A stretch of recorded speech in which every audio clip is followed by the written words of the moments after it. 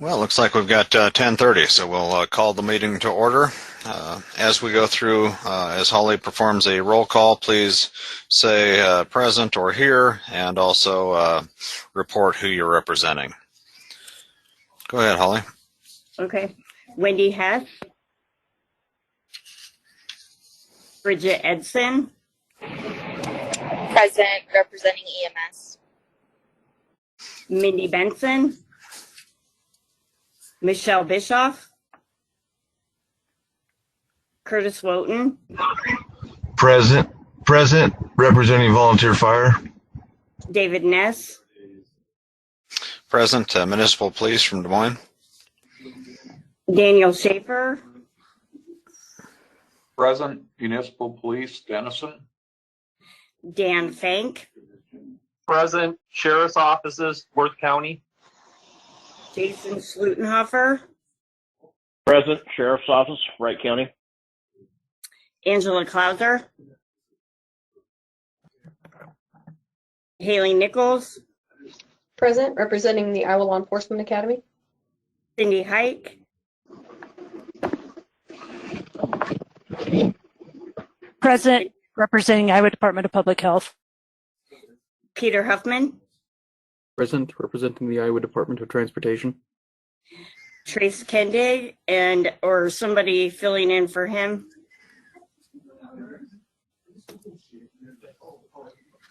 Heath Hove. Present, Iowa Department of Public Safety. Patrick Updike. Present, Iowa Department of Corrections. Blake Jerushi. Present, Iowa Homeland Security and Emergency Management, 911 Program Manager. Jessica Turba. Present, representing the Iowa Office of the Chief Information Officer.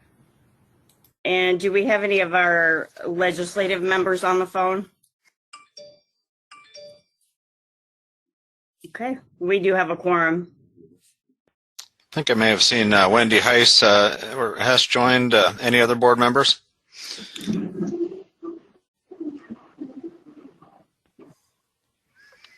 Can you reflect that as well, Holly? Yep. Wendy, are you on? Wendy, yes. Can you hear me? Can you hear me? Can you hear me? Yes, I've got you. Okay. Thank you. Mm-hmm. All right. I'll entertain a motion to approve today's agenda. So moved. And is there a second?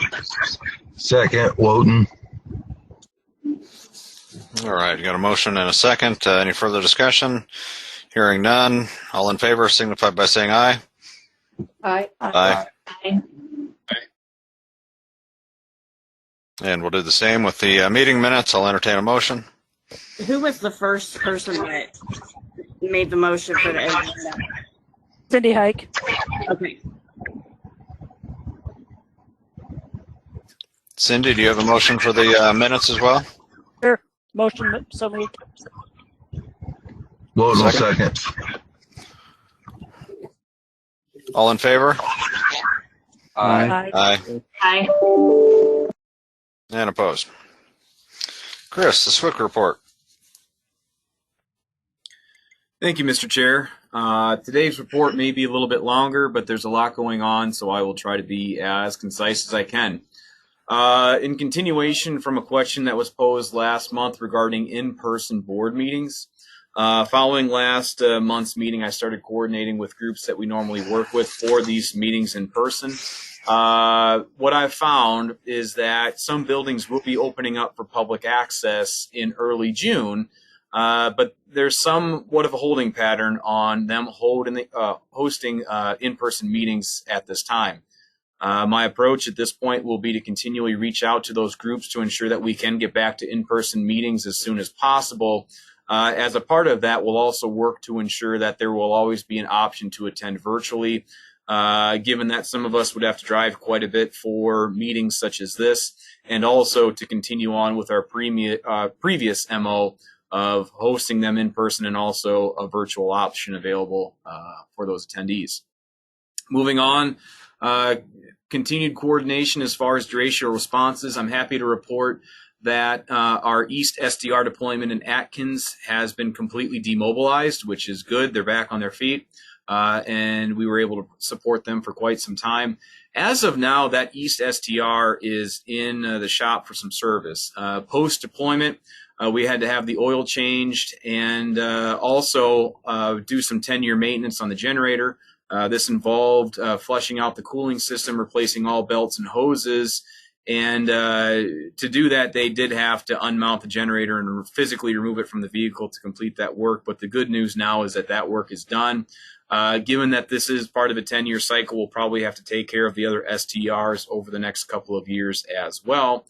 Once this work is done, we're also doing some line replacements on the tower. It'll be moved back to its normal staging spot in Johnson County. And at that point, it'll be ready for future deployments. I do want to extend a big thank you to Deputy Swick, Chief Walzer from Cedar Rapids Fire for his assistance in the moving of that trailer, both to the deployment and then post-deployment, and then also for service work. It is greatly appreciated. As far as our continued work in Clinton, I've been coordinating with various system providers on the completion of the installation of a secondary path for that West STR to connect to the Isicsb core. That work has been completed, so we should have a little bit more of a reliable connection for them in our continued support of their deratio response. So I don't have an update necessarily on when we'll be moving it to the next location, but I'm anticipating it happening within the next 60 days. I will keep everybody appraised of that progress as it goes forth. Given that we are going to be looking at some more maintenance on those trailers, both the east, west, and central, as those bills are received, I will coordinate with the appropriate groups within finance and the finance committee and the board to make sure that we not only get those bills paid, but if the expenditure came as a result of a deployment, that we work closely with HSCMD for any reimbursements that the board will be receiving. Moving on to a different topic, I have attended several more federal meetings over the last few months. Many of these meetings, approximately half dozen of them, have been special meetings or something related to the future layout of our interfacing with CISA and its personnel and resources. Throughout those meetings, I want to let everybody here know that I've made it very clear what our expectations are as a state and as a collective region of states, since I also serve as the chair of the Region 7 National Council of SWCS Region 7 Committee.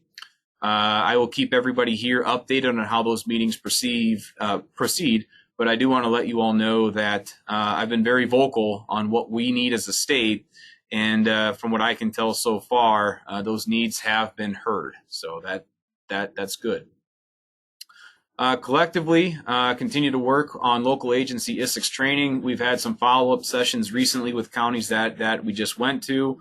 That was a special request that we were able to meet in coordination with DPS, and a huge amount of thank you goes out to DPS for providing personnel to basically sit down one-on-one with dispatchers and in-field personnel to go over the ins and outs of using the interoperable talk groups on Isicsb and share experiences on what works well and where some improvement can come from all sides. I think those meetings have been very productive, and we've seen some successes in the field since we've had those sessions. Again, if you want to have a session like that with your agency, just let us know. There's no cost for this training, and more often than not, we can tailor it pretty closely to something specific for your individual agencies or groups of agencies. Back on the status board, we're still working on some updates to that program. At this point, we're kind of in a holding pattern, waiting for Minnesota to complete some of their work, and then we'll take the reins and go from there. For the local agencies on the meeting today or anyone else that may see this report, if you haven't signed up for status board yet, please do so. From what I've seen this past week, it's a perfect example of why we have this program, because there have been several interoperable resources that have been used for both exercises and in-field events, both planned and no notice, that agencies have been able to successfully use that program to coordinate what they're using with minimal effort. Again, there's no cost for status board access as long as you're someone that's appropriate for accessing that information.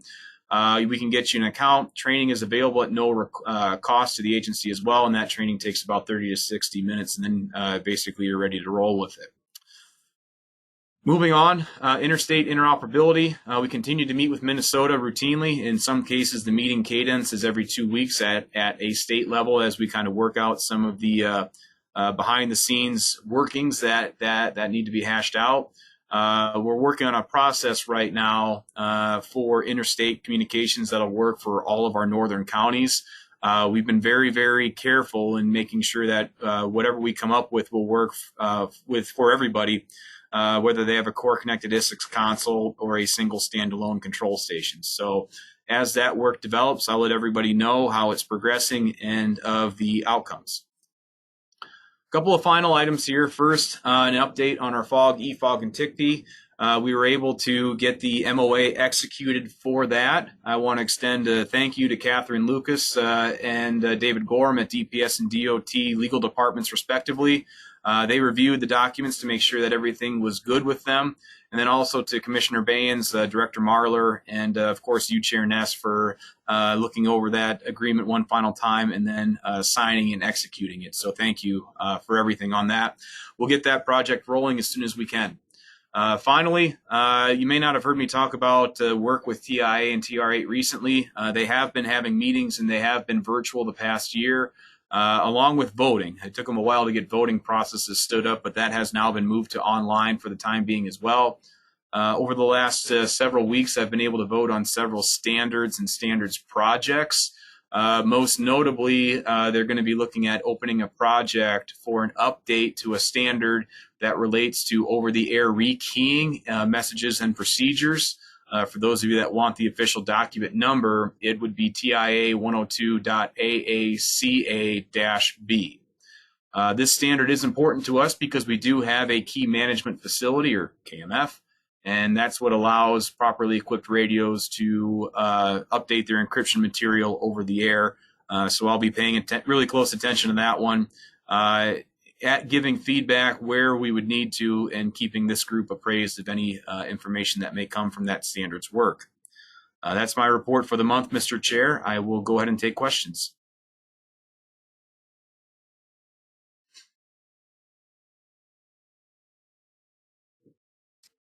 I have no questions. Thank you for the thorough report. 911 Council report, Mr. DeRucci. Thank you, Mr. Chair.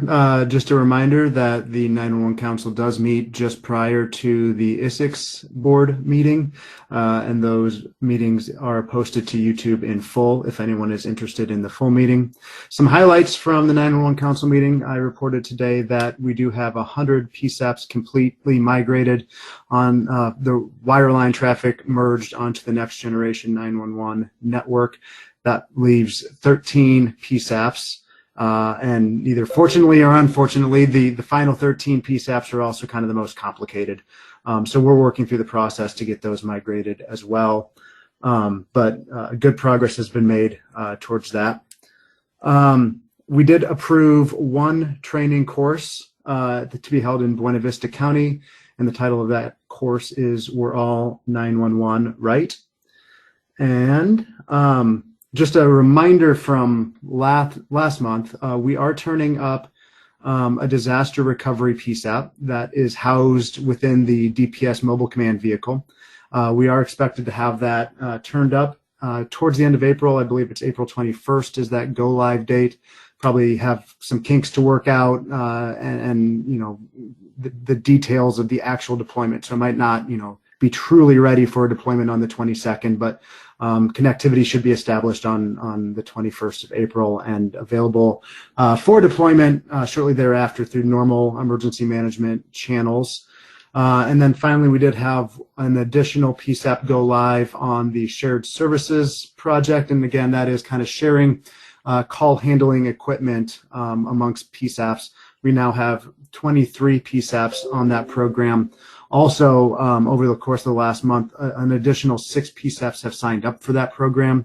So you'll see that number go up to and approach 30 here in the near future in the upcoming months. So pretty short today. That concludes my briefing. If there's any questions, I can take them now.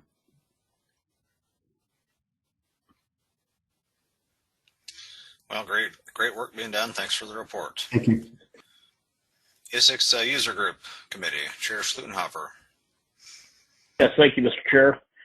User Group Committee met March 18th, voted and approved to accept 4 applications to be put on the agenda under new business. It's like there's Butler County, Joe Davis County, Illinois, Plymouth County, and Marion County. Like I say, we'll talk more about that in new business. That's all I've got right now. Thanks for your report. Swick Myers, do you have the Finance Committee report? Yes, I can give that report, Mr. Chair. We also, Sarah McDermott, were you able to join us today?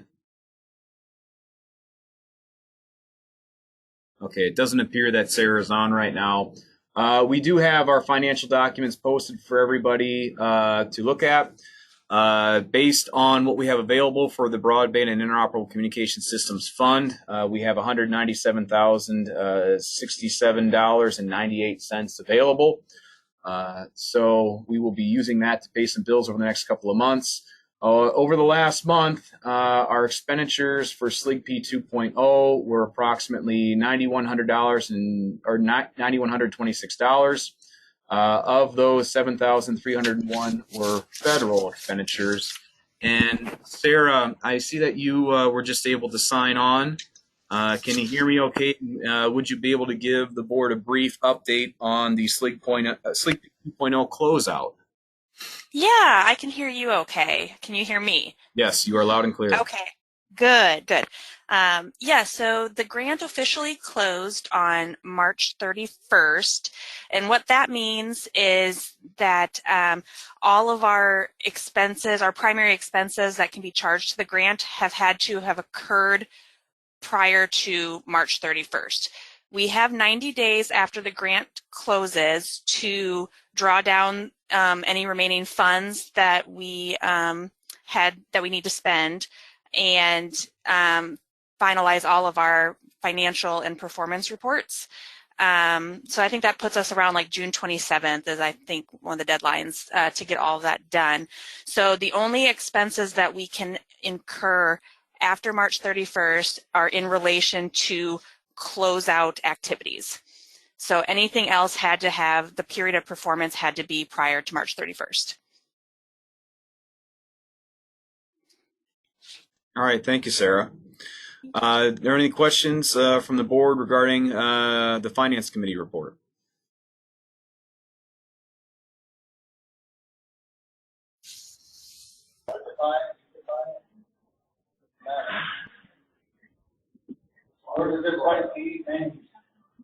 I don't believe that's finance related, so we'll move on to the Governance Committee.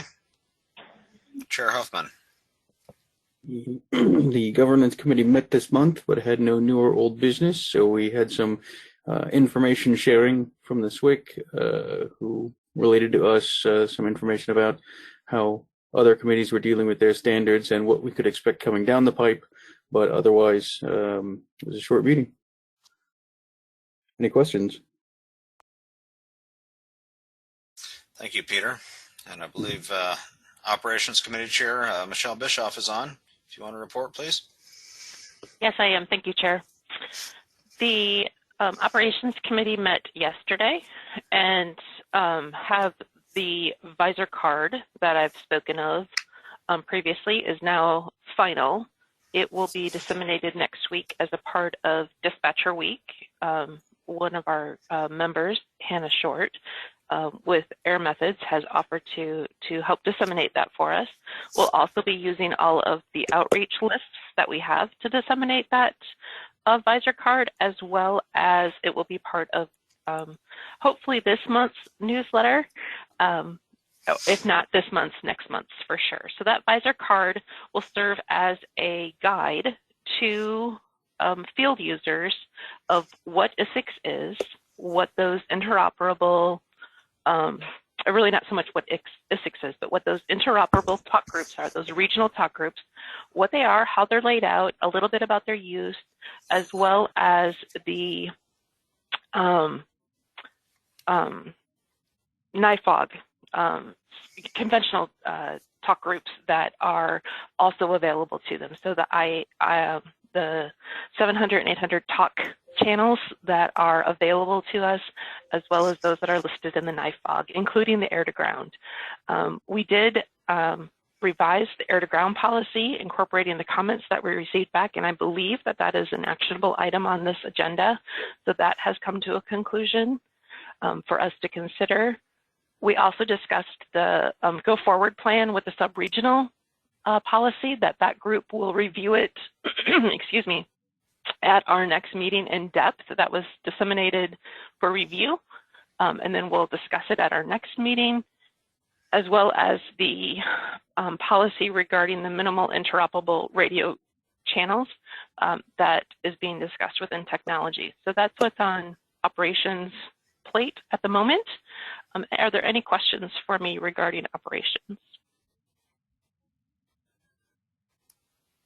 Hearing none, thank you, and I apologize for being tardy. No problem, and thank you for managing such a heavy plate of tasks. Outreach Committee, Swick Myers. Yeah, thank you, Mr. Chair. Report this month will be brief. The Outreach Committee has sent the newsletter out following the board meeting in March, and that actually worked out really well because the content in it was really, really fresh. Holly continues to work diligently on ensuring that it does go out in time and that it is full of material that's related to interoperability stakeholders across the state. That's the report from the Outreach Committee at this point. I'll go ahead and take any questions. Hearing none, we'll move on to the Training Committee. Chair Nichols. Thank you. Morning, everybody. This is pretty brief too. We met on March 24th and talked about a completed position task book and took the recommendations on that. I don't know if that'll be discussed later or if I should go into that, Chris. You can discuss it a little bit right now. Ms. Cole is up for official INT credentialing under new business. Okay, yeah, and we took the recommendations from the people that looked over her completed book, and I guess we'll just talk about that a little bit later then. We also reviewed the plain language standard training video module that was put together, approved that. It is now up on the website under training videos via the YouTube channel. Then there was a lot of discussion on having in-person versus a virtual COM-L. It was decided that we had enough interest that we could do both of those to hit every group. And I think Swick Myers would have some further information on what that schedule looks like, Chris. Yes, thank you, Haley. This is essentially hot off the presses as well. We have been able to get a virtual COM-L locked in the week of the 12th of July. Which is good for us because we've had some interest expressed from stakeholders that are in agencies that may not necessarily have the surplus personnel or excess funds to allow for a week's worth of travel for training such as this. So we may be reaching a new audience, which is excellent. We had enough interest also from one geographic area of the state that we would be able to host an in-person COM-L as well. And this will also offer us some additional benefits because it would be some in-person training, which gets us a little bit closer to being back to normal. But we also would have an opportunity to get Rick Mortensen, who is a freshly trained COM-L trainer, some experience under his belt, so that we could have perhaps more of these opportunities with COM-L going forward, having another trainer in state that would be available to train personnel that have an interest in this. So in summary, we'll be having a virtual COM-L the week of July 12th, and we're tentatively looking at a week sometime later this summer or this fall to host the in-person state-sponsored session. Haley, back to you. That's all I've got unless there's any questions. Thank you both. Chris, for the in-person, there's been an interest expressed from one part of the state. Can you give an idea if that's north, south, east, west, or? Central. Okay, super. Thanks both for your report, and on to the Technology Committee. Chair Updike. Thank you. The Technology Committee met on March 25th and April 6th.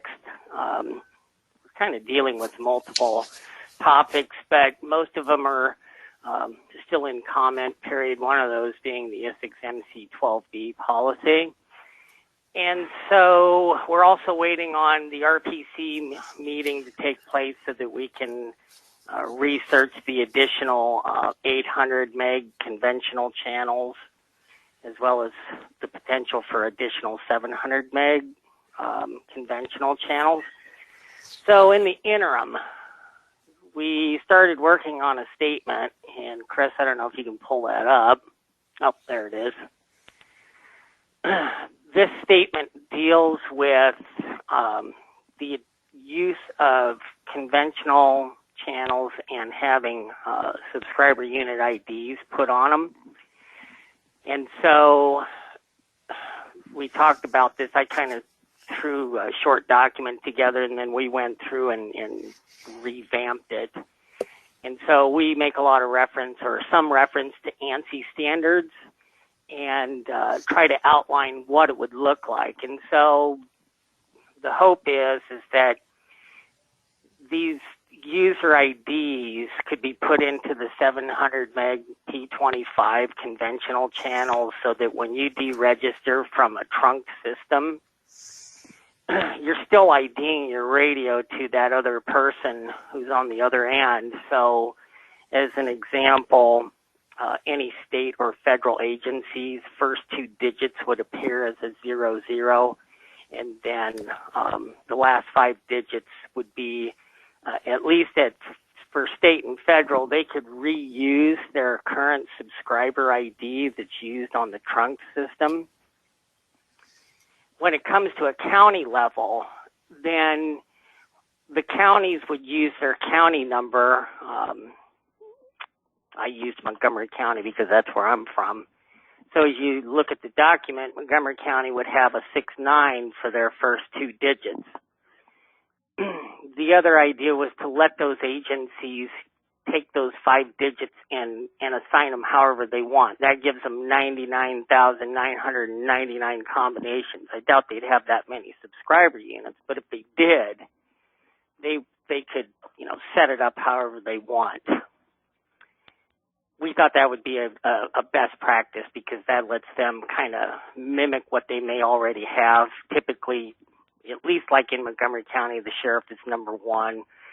The police chief would be 20, for example. So we want to leave that up to those people to make that decision as far as the numbering scheme. But they still have to use the first 2 digits as their county number. We were ready to put this out and say, here's what we're going to do. We're going to add this to the ICS 217A form. And then the question came up about using talk groups versus unaddressed call mode. So we stopped what we were doing, but we wanted to socialize what we have so far so that everybody could kind of see where we're going with this.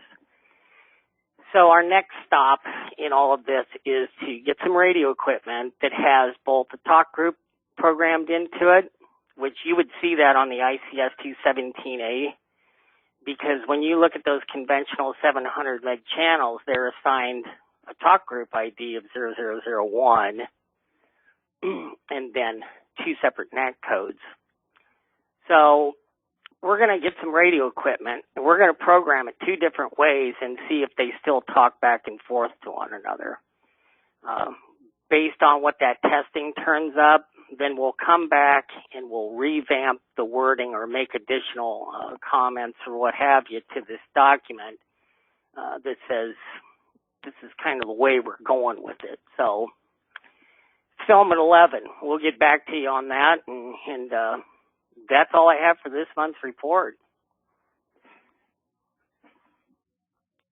Well, Patrick, you and your committee do great work and get into the weeds on these issues that myself and maybe others wouldn't fully understand or be able to dig to the bottom of every issue. So we greatly appreciate that you do that and your testing before bringing recommendations forward. So thank you. Any questions of Patrick and the Technology Committee?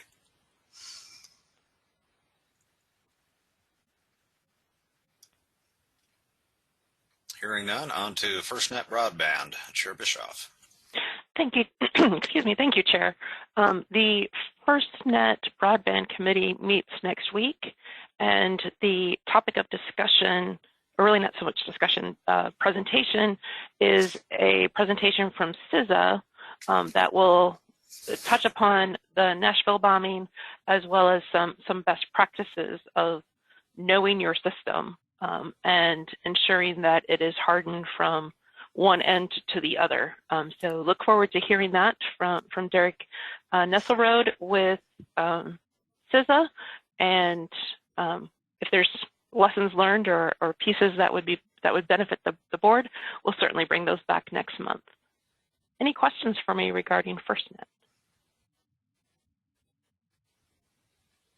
Thank you. Thank you, Michelle.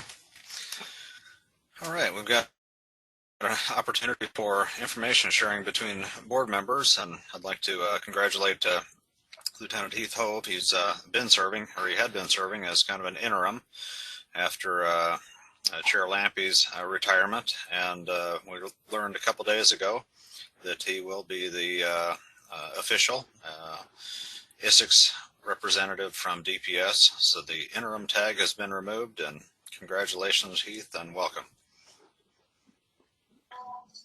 Thank you, Chair Ness. All right. Anything else for information sharing between board members?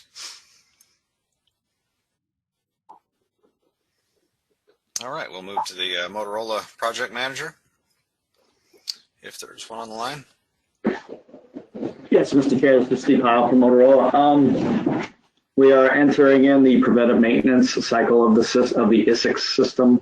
We will start probably here mid-April and continue throughout the month of May. That consists of PMing, preventive maintenance on all the Isicsb sites. That includes the generators, HVAC, as well as the RF equipment. Schedule still being refined, if you will. Once that's complete and nailed down, we'll communicate that through the Isicsb administrative office to be broadcast out to everybody. I'll pause there for any questions on the system PM.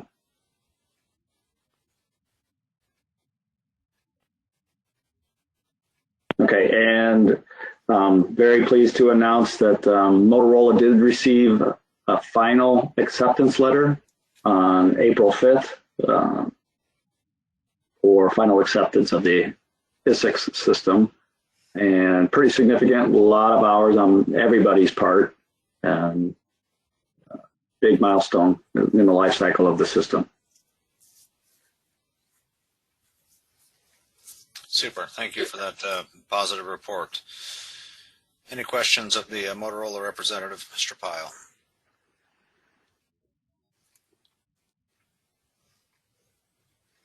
Hearing none, we'll hear from the Isicsb system administrator. I learned here in the last couple of days that Lieutenant Lampy has retired again to pursue other endeavors, and a permanent full-time replacement has not been named. We're still hopeful that that will occur some point in the future, but it's going to be a system admin by committee, and I think we have Scott Richardson on the line today to correct my misstatement if I misunderstood, or to provide an update on the Isicsb system. Scott, are you available? Yes. Yes, that is correct. Thank you, Chair Ness. Mine's going to be fairly short. Steve covered the preventative maintenance section I was going to go over, but I'll give you some new numbers here. We've had the addition of 349 radios, bringing the total on the Isicsb system to 22,570 currently. For the month of March, there were 2,080,649 push-to-talks, which is 48,427 more than February. And so far in April, we are at just over 500,000 push-to-talks at 518,646. Skipping over the preventative maintenance, which was already covered, we continue to work on the knock and should be getting a phone number finalized for that in the near future, and launch point to be determined. Excellent. Any questions for Scott Richardson? Sure, I have a question. This is Michelle Bischoff. If it's system administrator by committee, who is the committee? I'm assuming it's Scott and Connie and company, but I'm just not entirely sure. This is Heath Hove with DPS. Sure. Yeah, it'll be that they're all by job description assistant system administrators for DPS. So it'll be one of those two that are available each month. Perfect. Thanks. I appreciate the clarification.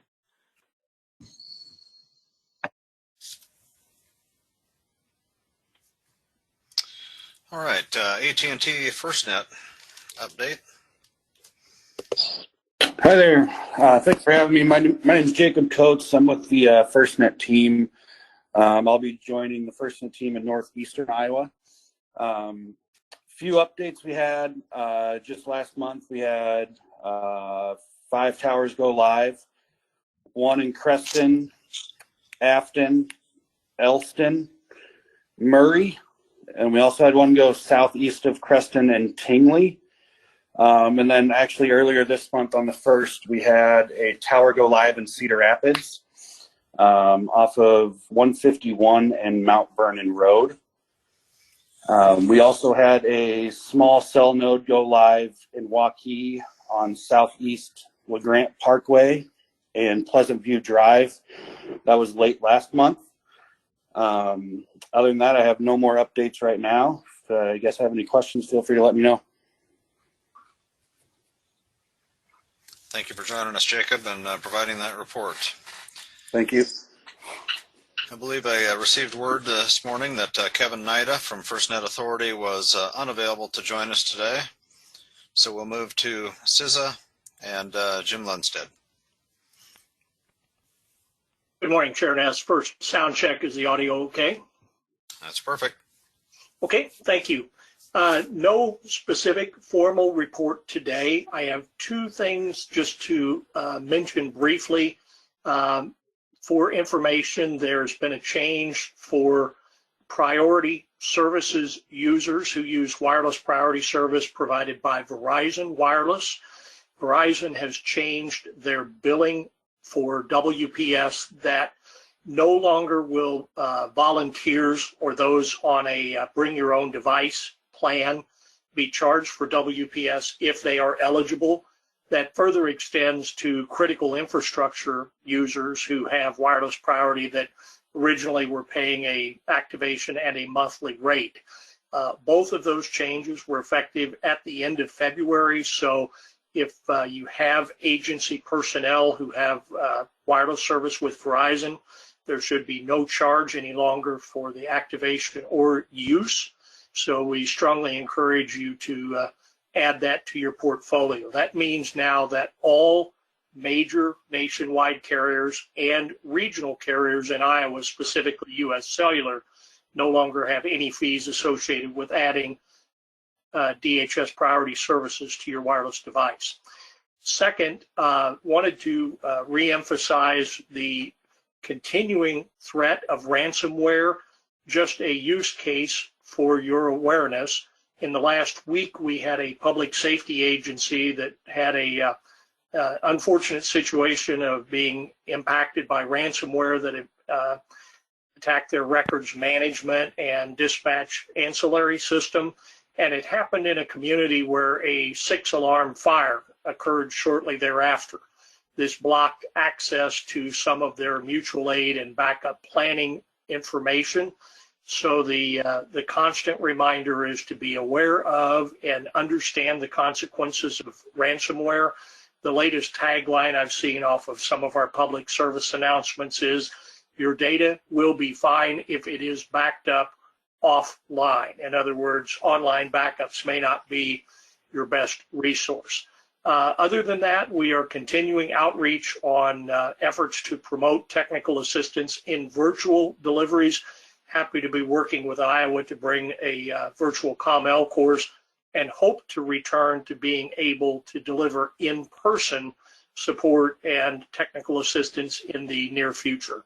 That's all I have today, sir. If there's any questions for me, please. Thanks for the continued great partnership, and thanks for the report. Standards Working Group, Swick Myers. Yes, thank you, Mr. Chair. Standards Working Group was not able to meet last month. The plan is to meet at the end of April on the normal meeting cadence, and we will be discussing an update to Standard 1.4.0, which is pursuits.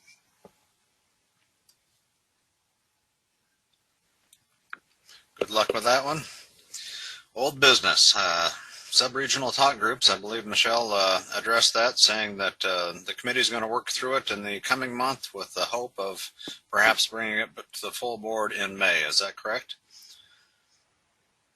That is correct. Thank you for that. 700 air-to-ground policy. Chair Bischoff? Yes. This policy goes hand in hand with the procedure that is later in the meeting. We wanted to bring them forward together because I think that, or we thought that it provided a clear picture. The policy is the need to have these channels programmed, thank you, into end user equipment, or have end user equipment capable of reaching these channels for the purposes of dealing with air ambulances or other air resources that our first responders may be interacting with. These are NIFOG federal resources, and in order for us to use them, the state had to have a policy on their use. So this fulfills that requirement. So then end users can program them into their radios. Questions? And we'll entertain any corrections to what I just said if Swick Myers or technology has something to add. This was definitely a group effort in getting this policy to fruition. Michelle, this is Chris. I think you hit it pretty much on the head there. The one thing I'll add is it does designate an air-to-ground channel if you're going to use them for landing zones as the preferred one for landing zone coordination and when you're using these channels. It also basically tasks the addition of these channels to status board. I can inform the board that that section of status board is ready to go once this policy is adopted, assuming it is. So with that, I presume we need to move and take action on this. So I would move the adoption of this policy. And is there a second? Thank you. Okay, second. I think Dan beat you, Patrick. Got a motion and a second. Any further discussion?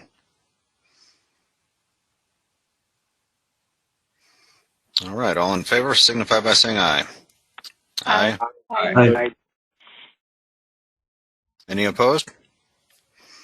Motion carries. LTE deployable policy. Chair Updike. Yeah, we're still waiting for the 60-day comment period to expire, which I believe, Chris, is the 12th of April. Yeah, that sounds right, Patrick. So far, we have no comments on it as well. So hopefully next month. Sounds good. New business.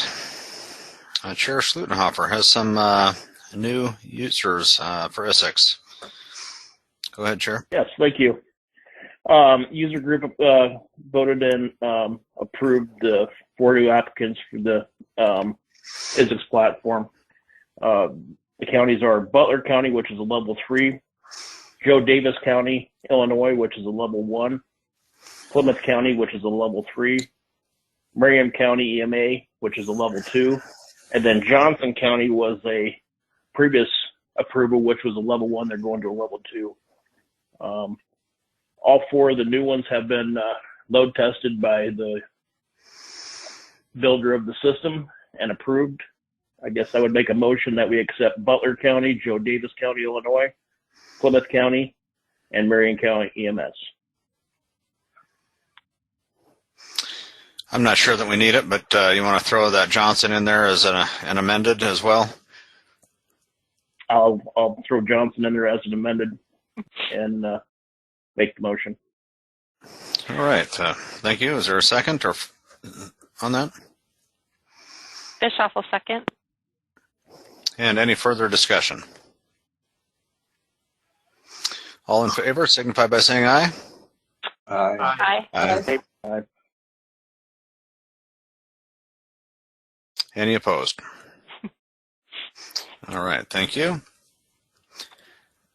New Isicsb Standard 1.5.2.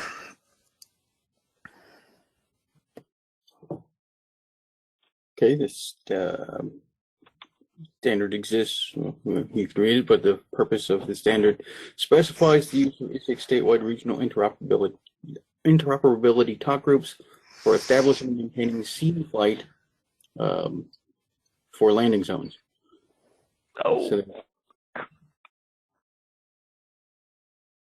what was that? Okay. I think maybe the user group operations committee might be better suited to describe where the motivation for this came from.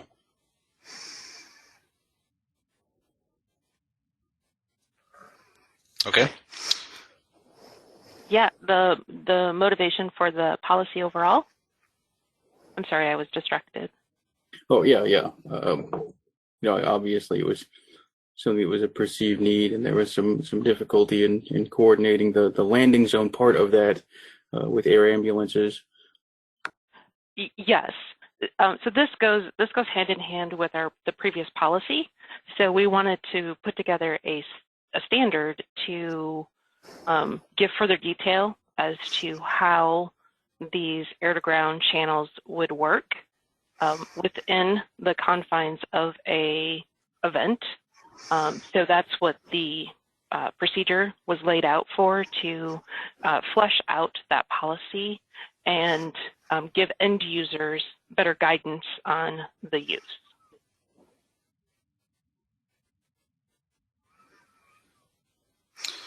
Thank you, Michelle. Chair Huffman, anything else, or will one of you make a motion?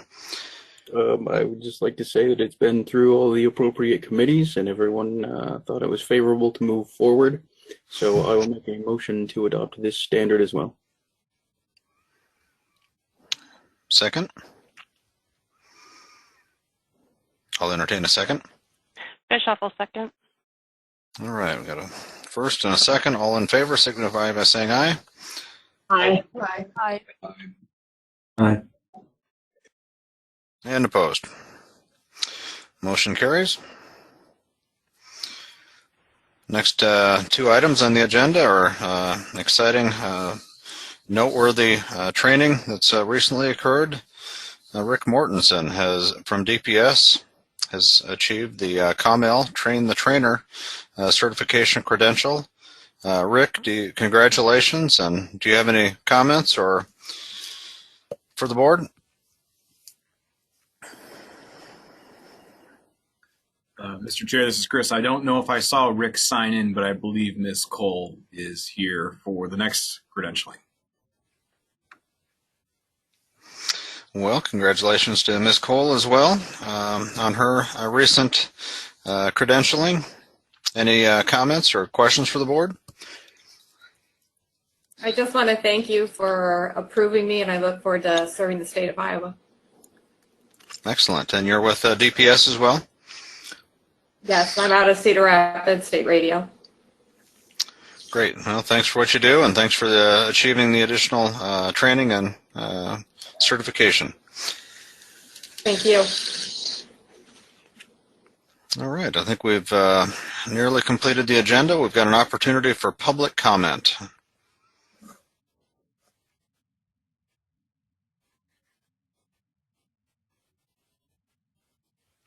Public comment, if there is any.